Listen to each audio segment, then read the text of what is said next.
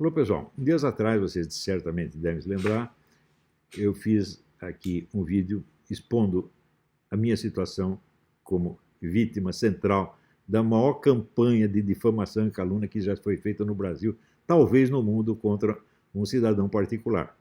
Não tem comparação com o que se faz contra um presidente da República. O presidente da República, o candidato a presidente da República, entrou em cena 20 anos depois de mim. Tá certo? E eu já estava sendo objeto desta vasta campanha muito antes dele ter a ideia de se candidatar a presidente. Portanto, ele sofreu disso aí 2 anos. Eu estou sofrendo há 25 pelo menos. Tá? Para vocês terem ideia da coisa, se você pegar só um episódio desse, o episódio Júlio Severo, só o que o Júlio Severo fez dá umas 200 páginas de narrativa. Se pegar os irmãos Velascos, dá outro tanto ou mais. E assim por diante, gente. Agora, depois que eu fiz o apelo, apareceram alguns advogados oferecendo serviço. Mas acontece o seguinte, antes de entrar qualquer advogado em cena, tem que ter a narrativa dos fatos, porra.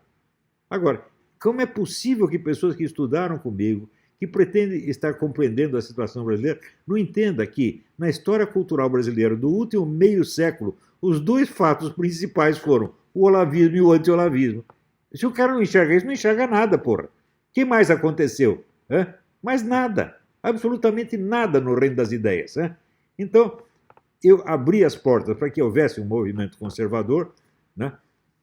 Um movimento intelectual conservador. Eu não planejei nada de movimento político, não dei palpite nenhum no movimento político, só criei a possibilidade de que as ideias conservadoras, que estavam totalmente banidas, entrassem no cenário. Antes não tinha espaço nenhum para elas. Eu abri esse espaço, abri com os cotovelos, tá entendendo? Eu sei o quanto isso me custou.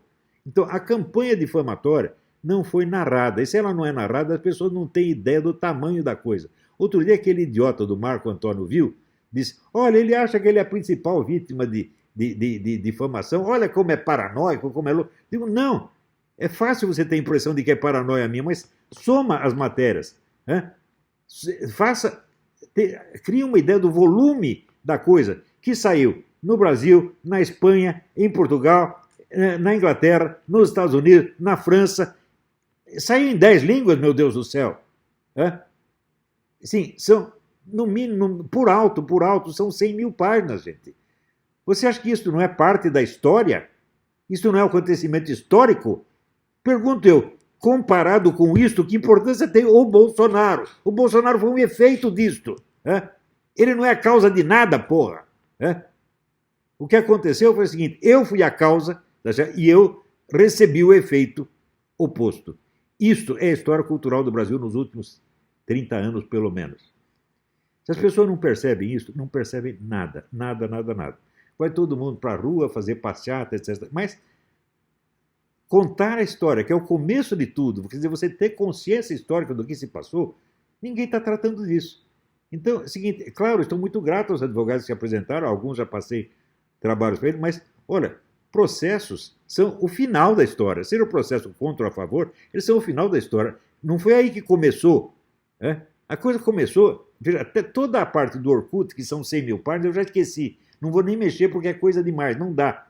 Então, estamos pegando só o que veio depois, o que veio na mídia, nos vários sites, o que saiu no Brasil no 71, no Diário do Cu do Mundo, etc. É uma monstruosidade, gente.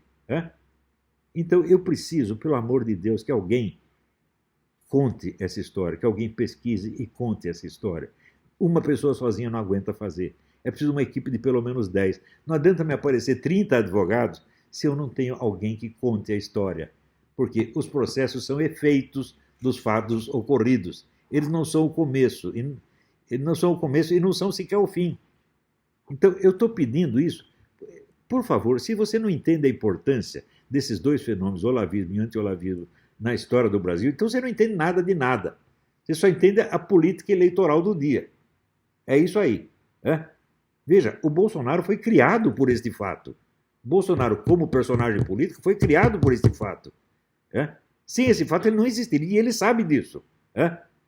O movimento conservador, eu não acredito muito que esse termo seja certo, mas vamos dizer, essa massa conservadora, existiu por causa disto. Ela é o efeito disto. Veja, quem eu queria que os conservadores dominassem o Brasil? Eu falei, não, desde o início eu falei, é normal que num país exista uma direita e uma esquerda. Um país que só tem esquerda não pode ser Isso é monstruoso. Tá certo? Isso só aconteceu na União Soviética e na China comunista. Mas mesmo lá, você tinha, por exemplo, o samizdat, você tinha a imprensa clandestina. No Brasil não tinha nem isso, gente. Né?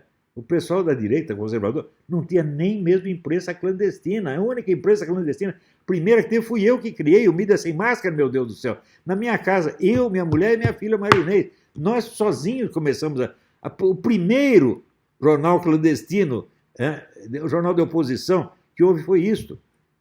Era um negócio tão modesto, não tinha nem orçamento, não custava nada, a gente fazia por conta própria. Agora, durante meio século, não houve mídia conservadora, oposição conservadora, não houve uma estação de rádio conservadora, não houve um discurso conservador, não teve nada, só tinha esquerda. Para isso não pode continuar assim. Normal existia esquerda e direita, era isso que eu queria.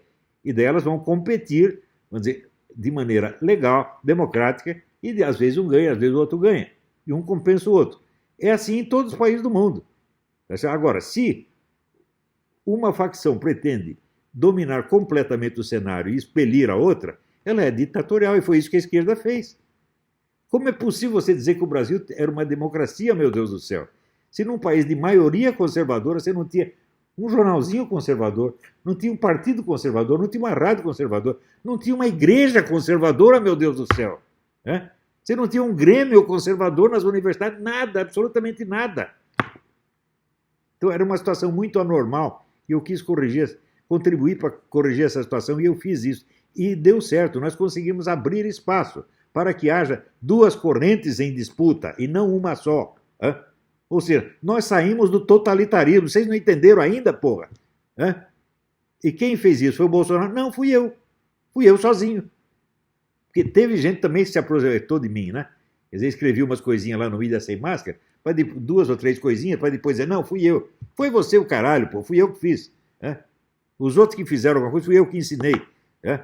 Não devo nada para eles. Então, gente, lamento dizer, mas o personagem central de toda a história fui eu. Esta é a história do Brasil, esta é a história da mentalidade brasileira, é a história da alma brasileira nos últimos 50 anos. Agora, alguém vai me ajudar a contar essa história? Eu não posso contar porque é o seguinte, eu fui o personagem da história. Eu vivi essa história. Não dá tempo para você viver essa história e contá-la ao mesmo tempo. Alguém vai ter que contar. Se não contar, não adianta vir 300 advogados. Estão entendendo? Estou dirigindo isso especialmente aos meus alunos.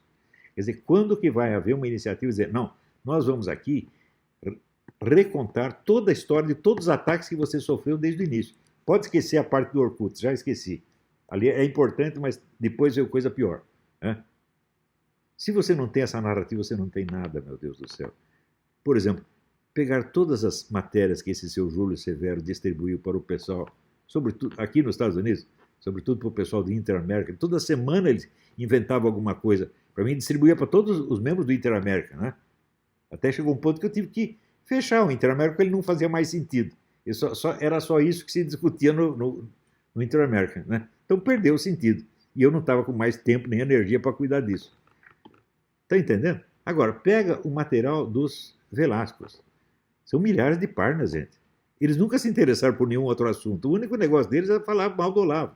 Outra coisa, sem isso, como é que nós vamos investigar a fonte de tudo isso?